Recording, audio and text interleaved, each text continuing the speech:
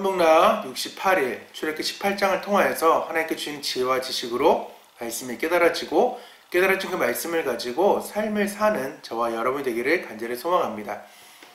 오늘의 단어는 들음입니다. 들음. 들었다. 때로 하나님은 우리가 평안할 때보다 고난할 때에 더 많은 영광을 받으신다는 사실을 저는 느꼈는데 여러분은 좀 느꼈는지 잘 모르겠습니다. 말씀에서 계속 보았듯이 엘림의 그 한 절의 상황보다 마라의 쓴물의 그 5절을 기록한 이유가 여기에 있다라고도 말씀을 이렇게 나누었습니다. 하나님께서는 백성들을 가르치기 위하여서 광야를 사용할 뿐 아니라 세상에 그분의 영광, 하나님의 영광과 그 능력을 증명해 보이시기도 하시는 분이 우리의 하나님이라는 것입니다. 이 모든 일은 이스라엘 백성들이 광야를 지날 때 일어난 일입니다. 하나님께서는 자기 백성들을 위해 행하신 일에 대해 소식이 주변에 널리 퍼져나가자 이웃들도 그 하나님의 이러한 상황들 가운데도 어떻게 자기 백성들을 구원하고 계신지를 바라보고 또 들었다는 것입니다. 오늘 본문의 모세의 장인 이드로도 이러한 상황이었다는 것입니다. 어떻게 저희들이 가능하게 했지? 이 모든 상황들을 안 보는 것 같지만 아주 주의 깊게 보았다는 것입니다. 이 장에서 오늘 18장에서 중요한 이 상황들이 바로 이거라는 것입니다. 하나님이 이스라엘 백성들에게 행하신 일을 모세의 장이 전해 들었다는 것이 중요하다는 것입니다. 방금 아까 말씀드렸다시피 세상의 사람들은 우리가 무엇 하는지를 신경 안 쓰는 것 같지만은 아주 자세히 보고 아주 자세히 듣는다는 것이 우리는 이러한 상황들을 기억하며 행동하며 삶을 읽을 줄 알아야 합니다. 오늘 1절입니다.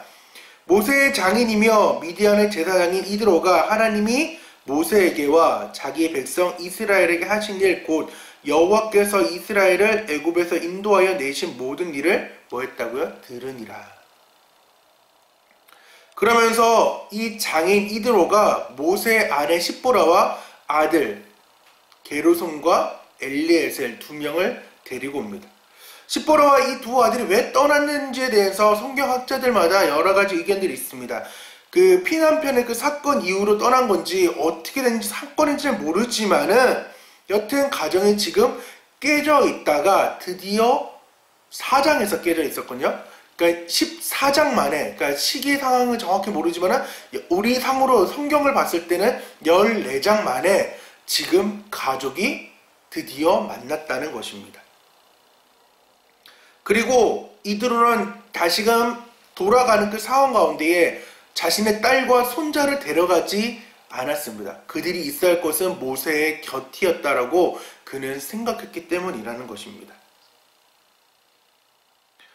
옛날에 이제 외가댁을 이제 자주 갔습니다. 어렸을 때 거의 방학하자마자 개학하기 직전까지 뭐 길게는 3달, 뭐 짧으면은 뭐 몇 주긴 하지만은 거의 보통은 평균 2달은 외가댁에서 지냈던 것 같아요. 강릉과 동해이긴 하지만은 엄마 없이 이제 전사람보다 13살 많은 이모, 그리고 전사람보다 11살 많은 외삼촌, 그렇게 이제 하고 이모가 또 한 분이 계셨는데 전사람보다 한 15살 많았나? 여튼 비슷하다긴 좀 그렇지만은 여튼 이모들 나이가 좀 어렸습니다. 왜냐하면은 큰 이모들은 다 결혼했고 전사님 엄마가 첫째여가지고 다 동생들이 이제 있다 보니까 이제 나이가 어린 동생들은 이제 외할머니, 외할아버지랑 같이 이제 집에 사셨던 거죠. 그러니까 조카들인 꼬마 애들이 이제 가게 된 거예요. 근데 이렇게 가서 이모들하고도 놀기보다는 공부도 가르쳐 주시기도 하고 뭐 여러 가지 막 동네 방학 친구긴 하지만 왔다 그러면은 엄청 재밌게 놀았거든요. 근데 그렇게 놀다 보면은 토요일 날이 되게 피곤해서 동생은 늦잠 잡니다. 그럼 9시에 그 부곡 교회라고 있는데 그 교회를 가야 되는데 안 가는 거예요. 그러면은 보통이면 우리 손자 손녀가 피곤해서 자나 보다 이렇게 넘어갈 뿐도 그럴만도 한데 외할아버지 외할머니는 꼭 깨우세요. 그리고 어렸을 때는 손 붙잡고 그 교회를 데려다 주고, 또 할머니 할아버지는 예배를 안 하세요. 그리고 다시 집으로 걸어가시고 우리들만 예배하고 나서 대충 끝날 시간 또 맞춰서 또 데리고 오셨던 분이 외할머니 외할아버지셨어요. 특히 외할머니가 그렇게 많이 해주셨죠. 근데 왜 이렇게 하셨을까? 그냥 2달 동안 놀기만 해도 될 것인데 왜 그랬을까? 라는 생각을 오늘 말씀을 이렇게 좀 보면서 생각했던 것이, 혹시 엄마가 아프셨다가 예수님 믿고 나서 많이 이제 회복되고 그랬는데 그것 때문에 그런가? 아니면은 예배 드리고 와서 쫑알쫑알쫑알 되는 그 예수님이 재밌으셔서 그렇나? 뭐 여러 가지 생각들을 했어요. 그래서 그냥 결론 혼자 맺은 거는, 엄마가 딸이 예수 믿고 나았다는 그 큰 간증 하나와, 그리고 동생과 전사님이 갔다 오면은 막 찬양도 부르고 뭐 이렇게 하니까 그게 애교스럽고 또한 사랑스러워가지고 그 재미로 계속 교회를 보내지 않았나 싶었습니다. 왜 과거형으로 얘기하냐면은, 외할아버지 외할머니께서 전사님 중2 중3 때 이렇게 돌아가셨어요. 그래서 암으로 돌아가셨는데, 돌아갈 직전에 예수님을 믿고 돌아갔습니다.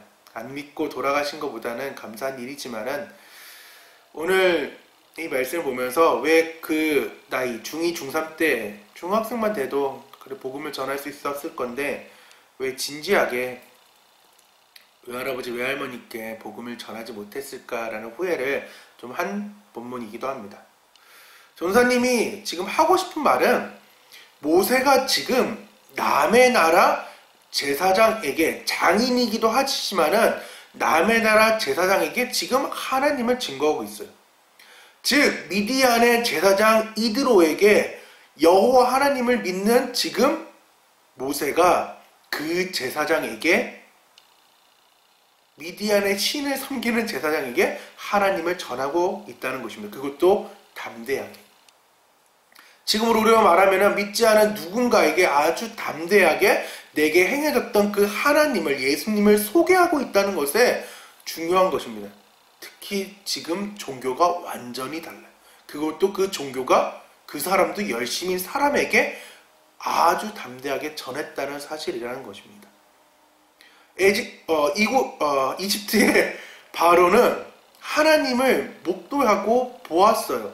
왜 10가지 재앙으로 인하여서 수많은 그 사건들을 통해서 하나님을 보았지만은 그냥 그렇게 넘어갔던 사람이었죠. 하나님이 완악하게 했던 상황도 있지만은 그는 그 10가지 상황에도 돌이킬 수 없는 상황이었고, 또한 하나님께서 다시금 완악하게 해서 애굽의 군대들이 쫓아가서 모두 다 수장되는 그러한 상황들까지. 하지만 지금 미디안의 제사장이자 모세의 장인 이드로는 들음으로 말미암아 이제 그 주변으로 오니까 찾아오는 상황까지 왔다는 거죠. 그래서 그 찾아옴에 대해서 그 듣고 남으로 인해 진짜 하나님을 알게 되는 놀라운 사건까지 넘어가는 거죠. 그래서 로마서 10장 17절에 믿음은 들음에서 나고 들음은 그리스도의 말씀으로 말미암느니라고 말씀했던 것처럼, 정말 말씀 가운데에 그 믿음이 이제 생겨나가는 거죠. 믿음은 들음에서, 들음은 말씀이니까 말씀이 들려야 믿음이 생긴다는 그러한 논리도 같은 거죠. 하나님이 어떻게 이스라엘 백성들을 구원했는지, 어떻게 애국 군대를 무너뜨렸는지, 그리고 도중에 오는 그 감사한 일과 도중에 불평불만이 있었지만 하나님께서 어떻게 해결했는지, 그 수많은 그 에피소드, 간증들을 모세가 쏟아낼 때에 이드로 장인은 귀담아 듣고, 그리고 그 이야기 다 끝났을 때에 오히려 이드로는 기뻐했다는 사실이라는 것입니다. 여러분은 별로 감흥이 없을지 모르겠지만은 지금 남의 나라 제사장이 지금 남의 나라의 이야기를 듣고 남의 나라의 신을 듣고 있다가, 신의 이야기를, 신이 자신의 백성을 구원했다는 그 이야기를 듣고도 기뻐했다는 사실이라는 거예요. 오히려 자신이 미디안의 제사장은 어떻고 저떻고라고 얘기할 수 있을 그 상황에 오히려 여호와의 하나님의 그 상황들을 듣고 기뻐했다는 거예요. 그냥 일개 백성이 아니라, 일개 그냥 장인으로 끝나는 것이 아니라 미디안의 제사장이 지금 그 사위가 믿는 그 하나님을 지금 듣고, 또한 그 간증을 통하여서 더 굳건한 믿음이 생겼다는 사실이라는 것입니다. 그리고 그가 한 일은 하나님을 찬양하였습니다. 그날 들었던 것만으로 이제 끝나는 것이 아니라 그는 이제 알았다는 것입니다. 그리고 이스라엘 하나님이 다른 모든 신들보다, 즉 자신이 미디안에 섬기는 그 신들보다 더 위대하다는 사실까지 고백하며 나아갔던 거죠. 그리고 12절에는 이드로가 번제물과 희생제물을 이스라엘 여호와 앞에 가져왔고 제물을 바친 후에 아론과 그 모든 장로들과 함께 모여 하나님 앞에 모세와 그 장인이 더불어 떡을 떼고 먹었다는 것입니다. 우리가 이제 앞으로 배울 그 화목제물을 지금 미리 행하고 있었다는 거죠. 비록 제정은 안 되었지만은 그 상황들, 아브라함 때부터 계속 제사를 드렸던 그 상황 가운데 이 화목의 제사를 지금 이드로가 먼저 드렸다는, 하나님께 올려보냈다는 것입니다. 우리는 여기 아주 중요한 거예요. 믿음은 들음에서 나고 그 들음은 말씀에서 난다고요. 오늘 18장을 통하여서 우리가 알 수 있는 것은 첫 번째로는 예의 바른 교제를 하라는 것입니다. 7절입니다. 모세가 나가 그의 장인을 맞아 절하고 그에게 입맞추고 그들이 서로 문안하고 함께 장막에 들어가서. 중동의 문화이긴 하지만 모세가 지금 하나님께서 세우신 그 이스라엘 민족이기도 합니다. 하지만 그는 그것을 의식하지 않고 정말 바른 예우로 다른 사람과 교제해야 함을 교훈하고 있다는 것입니다. 무슨 말이냐? 성숙한 신앙인이라면 아무리 지위가 높다고 하더라도 겸손한 태도로 다른 사람과의 그 삶을, 교제를 나눌 줄 알아야 된다는 것입니다. 어떻게? 예의 바르게. 바른 교제가 있다는 거죠. 두 번째는 사랑이 있는 교제라는 것입니다. 모세는 그 이드로 장인에게 나갔고 절했고 입맞추고 문안하며 다정하게 장막으로 영접했다는 것입니다. 이 태도는 그가 장인에 대한 깊은 애정을 갖고 영접했다는 사실이라고 또한 보여지기도 합니다. 이 입맞춤은 근동의 일시적인 그 친지 사이에서 인사하는 그 법이긴 하지고 의식이고 또한 행동이기도 하지만은 모세는 단순히 격식을 갖춰서 입맞춘 것이 아니라 진짜 그 장인을 사랑으로 대한 교제였다는 것입니다. 우리도 이와 같이 해야 됩니다. 예수님께서는 하나님을 이웃 사랑하는 것이 온 율법과 선지자의 강령이라고 말씀할 정도입니다. 그러기에 우리가 이웃을 미워하고 있다면, 친구를 미워하고 있다면 우리는 하나님을 사랑한다고 말할 수 없는 사람이라는 거예요. 왜? 율법과 선지자의 강령이 이웃 사랑이라는 거예요. 하나님과의 그 사랑이라는 거예요. 그러니까 우리는 이웃을 미워하고 내 친구를 미워하면서 하나님을 사랑할 수 없다는 거예요. 사랑의 고백을 할 수 없다는 것입니다. 요한일서 4장 20절과 21절입니다. 누구든지 하나님을 사랑하노라 하고 그 형제를 미워하면 이는 거짓말하는 자니 보는 바 그 형제를 사랑하지 아니하는 자는 보지 못하는 바 하나님을 사랑할 수 없느니라. 우리가 이 계명을 주께 받았나니 하나님을 사랑하는 자는 또한 그 형제를 사랑할지니라 라고 말씀하고 있죠. 우리는 하나님의 큰 사랑을 이미 받았으므로 모든 사람과 사랑을 나누는 교제를 가져야 한다는 것입니다. 마지막 세 번째는 그 복음 증거하는 교제를 해야 된다는 것입니다. 모세는 장인에게 하나님께서 행하신 그 모든 일들을 전했습니다. 간증했습니다. 그는 이방인이었던 장인이자 또 미디안의 제사장인 그 이드로에게 하나님의 활동을, 남의 나라의 그 신의 상황들을 전했다는 거죠. 증거했다는 거죠. 즉 모세는 하나님의 종으로서 또한 하나님께서 활동을 직접 체험한 사람으로서 이방인인 그 장인에게 자신이 체험했던 그 상황들을 아주 주저없이 그 하나님의 은혜를 전했다는 것입니다. 모세는 하나님이 살아계셔서 이스라엘을 애굽에서 구원한 분으로 분명하게 증거했다는 것입니다. 하나님은 성도들이 복음을 증거하는 것을 기쁘게 여기십니다.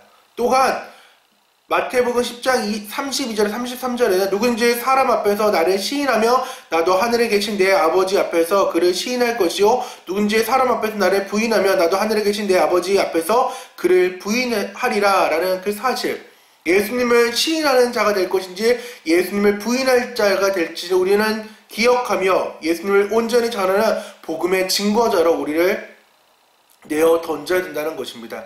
내어 던질 때, 그러할 때에 이드로와 같은 고백이 그들에게도 터져 나옵니다. 여호와는 찬양 받으실 분이다. 우리 예수님은 찬양 받을 분이다. 어떠한 신보다 위대하다. 예수님은 하나님의 아들이자 어떠한 모든 세상 신보다 위대하다라는 고백과 또한 희생제사, 즉 자신의 모든 것을 이제 드릴 줄 아는 사람으로 변하게 된다는 거죠. 이드로의 이와 같은 고백을 통하여서 비록 그는 이방의 민족이었고 제사장이었지만 여호와 하나님을 믿어 구원에 참여하는 구원받은 백성으로 바뀌었다는 것입니다. 이드로는 예수님을 통하여서 이방인과 유대인들 구별 없이 모든 사람의 구원에 참여할 수 있다는 그 예표적인 상황을 보여주고 있는 거죠. 구원은 널리 구원의 소식이 퍼져 있다는 겁니다. 누구만 믿으면 예수님만 믿으면 구원받을 수 있다는 그 선교의 첫 열매가 되었다는 거죠. 저는 이틀 전 17장에 신앙은 삶의 일부가 아니다. 신앙은 삶의 뿌리이며 삶의 근원이며 삶의 기준이라고 말씀을 드렸습니다. 이렇게 삶을 살 때에 내가 온전하게 예수님을 보여주고 알려주고 또한 그렇게 나아갈 때에 믿지 않은 가족, 믿지 않은 친구, 믿지 않은 주변의 사람들이 예수님을 전해 들음으로 또한 여러분의 삶을 봄으로 말미암아 때로는 내 삶이 궁금해서 내 삶에 접붙임을 할 것입니다. 그리고 그 접붙임으로 인하여서 그들이 간접적으로 예수님을 알게 되겠죠. 그리고 나서 우리는 그 사람을 진짜 예수님에게 접붙임을 해줘야 된다는 것입니다. 여기서 중요한 것은 내가 뿌리가 아니면 내가 가지가 아니라는 것. 나 또한도 가지지만은 그 가지에 최소한 접붙임 되어서 예수님께서 주시는 그 양분, 농부가 주는 그 모든 상황들을 그들에게 흘려보내는 그러한 상황들이 우리 간에 있어야 됩니다. 꼭 기억해야 됩니다. 내가 먼저 예수님께 붙어 있어야 됩니다. 그래야 좋은 영양분이 나에게 먼저 계속해서 쌓여지고 흘러갈 때에 열매 맺을 수 있기 때문입니다. 그래서 요한복음 15장 1, 2절에 나는 참 포도나무요 내 아버지는 농부라 물은 내게 붙어있어 열매 맺지 아니한 가지는 아버지께서 그것을 제거해 버리시고 물은 열매를 맺는 가지는 더 열매를 맺게 하려 하여 그것을 깨끗하게 하시느니라. 여러분에게 열매 맺는 그 영혼이 있을 수 있고 또한 그 열매 맺기 전에 오히려 그들에게 가지가 되고 또 그가 가지가 되어 오히려 그를 통해서 이상하게 열매 맺는, 그래서 그 열매를 생뚱맞게 이 친구의 가지를 통하여서 또한 맺을 수가 있다는 거죠. 내가 지금 전하는 삶으로 보여주는 그 사람이 진짜 열매가 될지 아니면 가지가 되어 다른 사람의 열매가 생겨서 그 열매를 볼지는 모르지만은 우리는 여튼 그 예수님께서 주시는 그 가지로서 공급되는 그 모든 영양분이 편안한 삶으로 의식한 삶의 기준이 아니라 삶의 뿌리가 원리가 아니라 자연스럽게 되기를 간절히 소망하고 기도합니다. 저는 그래서 적용은 나는 믿지 않은 친구들에게 또한 주변 사람에게 그동안 어떠한 삶을 보여주었는가. 그래서 3일기는 내가 뿌리라고 교만하지 않았는가. 오늘 요한복음 15장 말씀을 기억하며 또한 흘려보내기를 또한 읽어보려고 합니다. 여러분에게 어떤 말씀이 찾아왔는지 모르지만은 그 삶 또한 나눔 또한 나눠주시면 감사하겠습니다. 기도하겠습니다. 하나님 감사합니다. 믿음은 들음에서 나고 그 들음은 하나님 말씀이라고 말씀했습니다. 오늘 이드로를 통하여서 하나님 그 들림의 상황이 마치 교회를 찾아오는 그러한 상황으로 우리가 볼 수 있습니다. 내가 흘려보내길 원합니다. 그러할 때에 때로는 하나님의 그 강권하심으로 인하여서 그들이 오히려 교회를 찾아와서 말씀 가운데 젖어들 때가 있습니다.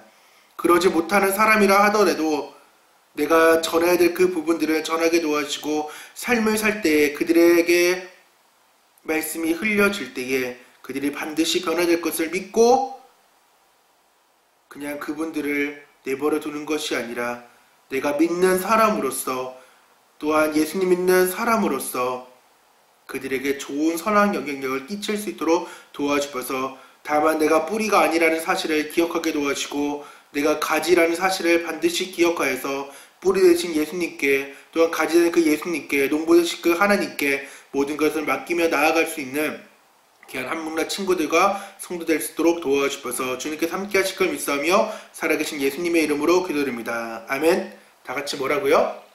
안녕. 아 맞다. 18장 찬양 꼭 들어보시기 바랍니다. 안녕. 주의